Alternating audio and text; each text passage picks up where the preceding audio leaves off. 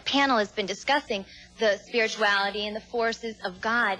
But I also believe that there are two forces that are here with us, that we do have our God that we can depend on, but there's also a power of darkness that we do need to be aware of. And that's where the choices begin. Do you believe that you can choose between one or the other? Most absolute, definitely. Yeah.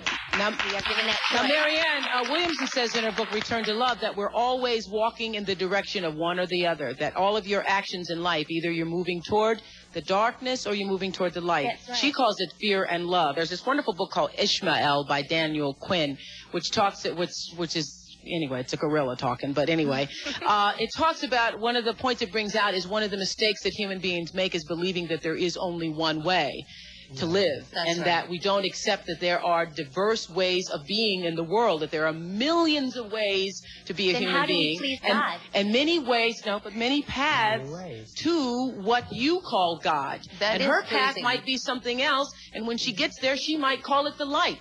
But her loving and her kindness and her generosity brings her, if it brings her to the same point that it brings you, it doesn't matter whether she called it God along the way or not. And I guess the danger that could be in that, I mean, it sounds great on the onset, but if you really look at both sides, There couldn't possibly be just one way. What about Jesus?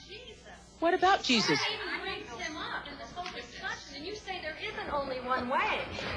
There is one way and only one way, and that is through Jesus. There couldn't possibly be with the Because you millions of people say in the there world. isn't. There couldn't possibly be. Because you intellectualize it and say there isn't. If you don't believe that, you're all buying into the lie. But that makes you right. Do you think that if you are somewhere on the planet, if you're somewhere on the planet and you never hear the name of Jesus, you never hear the name of Jesus, but yet you live with a loving heart, you lived as Jesus would have had you to live, you lived for the same purpose that Jesus came to the planet to teach us all, but you are in some remote part of the earth and you never heard the name of Jesus. You cannot get to heaven, you think? And that is covered in the scriptures, too. People are talked about Truly, God knows the heart. Does God care about your heart, or God care about if you call his son Jesus? Well, you know, Oprah, Jesus cannot come back until that gospel is preached in the four corners of this earth. So, figure it out.